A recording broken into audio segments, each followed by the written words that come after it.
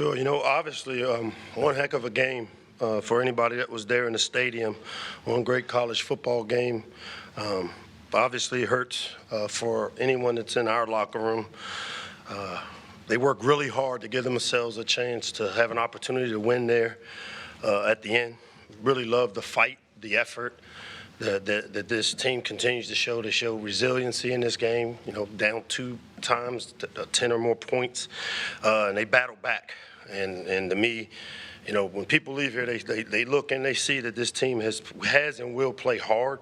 Obviously, one of the things we talk about around here is nobody's going to give us anything. And I'm not coming in here to be – anything we get, we're going to have to take or earn.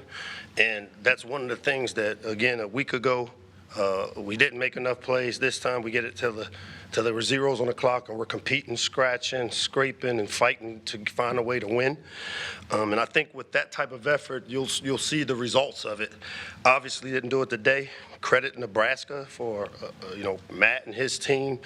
Again, a week later, these guys made plays that they had to make, and it's something you got to give them credit for. But now we'll take it back on the road. We got a short week where we got to head out to California. We'll leave Thursday, so we got to get a lot of work done and get this one behind us pretty quickly while making the necessary corrections for the trip out to LA.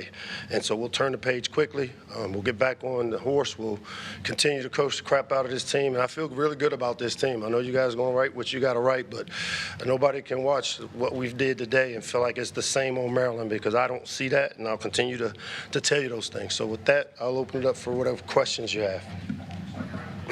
Mike, the two scoring drives that Nebraska had in the fourth quarter, I think one was 83 yards, the other one was 81 yards. What do you feel they were able to take advantage of on those 2 long marches? Missed tackles. Again, a week ago, we had opportunities to finish on the quarterback. If you take a look at some of the plays, they had explosive plays in those long drives, and then we fight and hold them in the red area. But there were just too many explosives in the run game. I think they had a 177-yard rusher, which, for us, we've played the run really well. But the missed tackles, again, showed up in critical parts of the game. And good teams get the ball on the ground, and we didn't do it in critical situations. Hey, Mike. We've talked all season, and I feel like in past seasons, about penalties and kind of popping up, and you've kind of cited as a lack of focus. Tonight, 8 penalties, 3 unnecessary roughness. How do you explain kind of the repeated issue of those type of penalties in these games? Yeah, if it was the same person, I'd say that, hey, yeah, let's pile on. But when it comes from leaders like number 10, Cam Rice, obviously those after the play penalties are critical. Like I've told you, I equate a lot to being a parent. And as a parent, all I can do is draw the line in the sand. We'll continue to coach our guys up on the proper way to play. As I've said before, we get our share of penalties, but we also don't get our share of calls that tend to go our way. And that's where, when I talk about taking things and making your breaks, we can't rely on officials, and we can't obviously do things that allow us to give things away. I mean, that's the part for us. We played clean on offense. The defensive side of the ball, those penalties showed up today, which hadn't been an issue. We'll take a peek at them. Sometimes after being evaluated, they don't always end up that way. So I'm looking forward to watching some of the penalties on tape. Hi, Coach D here. What's up, D? Okay, hi. So you guys have a lot of goodness on this tape today. You guys spread the ball around, 8 different receivers. I would like you to talk a little bit about that as you guys, if that's a game plan as you head into California to take on the Bruins. Yeah, I would say that anytime you show diversity in your touches, it makes you a tough defense. We've got quite a few guys that have the ability to make plays on the offensive side of the ball for us. Obviously, we personnel, and we try to create opportunities for our top players, which would give them opportunities to make plays. Anytime you have that type of diversity, it makes defenses a little tougher for them, because they can't say, let's take away this guy or let's take away that guy. But obviously today we didn't make enough of those plays in the end, and we got to figure that out. Hey, Coach. Past few weeks you've mentioned winning the fourth quarter. Today Nebraska beat you 10-0 in the fourth quarter. Just going forward, what does the offense and the defense need to do to close out these games and win the fourth? Make a play. I mean, we can sit here and we can analyze every call. We can analyze but at the end of the day, this is one of these opportunities where we've been in the fourth quarter. I've watched the other team make some plays, and I've watched us not make the play. And so for me as a coach, that's the area that I'll focus on. And why are these plays not being made on our end? How can we put the guys in better position to make those plays? Credit again to Nebraska. They made the play they needed to make. We needed to finish with one more drive on offense. We get it to 3rd and 2, and we get a negative play there. And then on the defense, we needed one more stop, and we couldn't get off the field. And they made the plays necessary. So we'll keep working it. We'll keep emphasizing it, and we'll get back in here tomorrow and get it figured out.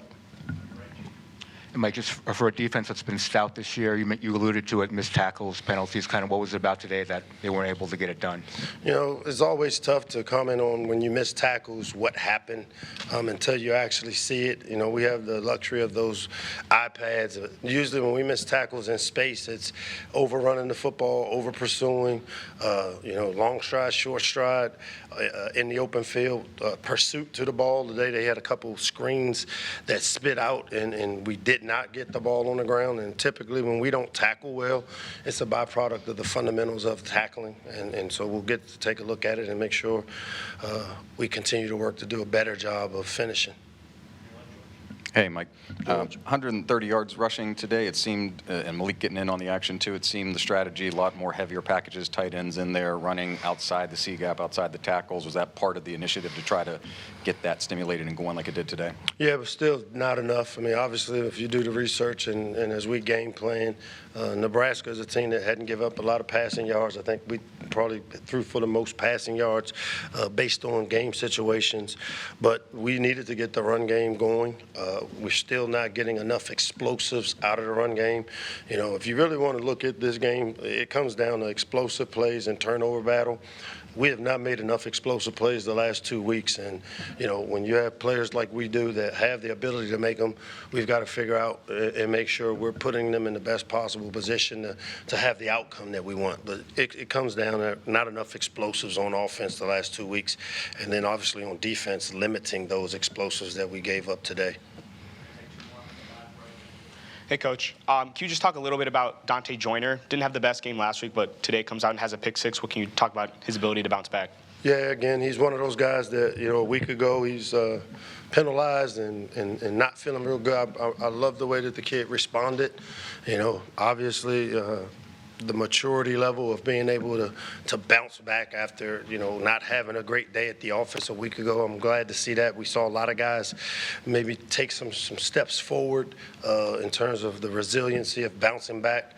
We talk about, when you have the type of friction we've had the last couple of weeks, it's a mirror in terms of who we are as a program. And, I kind of like what we saw. Other than the result, I like that we got a team that will fight, a team that will continue to play and not worry about the scoreboard, which I thought we did a better job of that today. The finish was not what we wanted, obviously, to win the fourth quarter, something we emphasized.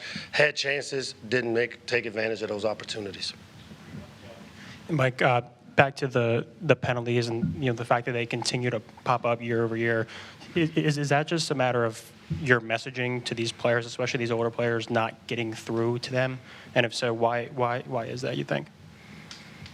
Is it messaging? I mean, I don't even know how to answer that question. You're saying, is it messaging of why we keep having penalties? I think the penalties happen when players play beyond the whistle. They got to make better decisions. Again, as a parent, that's like saying, why your kid continues to make mistakes. Well, as a parent, I'm going to keep coaching. I'm going to keep teaching them. When you get to this age, you'll learn. They don't always do exactly what you say when you tell them, but at some point they'll learn, and we'll continue to make the necessary changes. If guys don't get it, we'll do what we can do to get it fixed. Thanks, guys.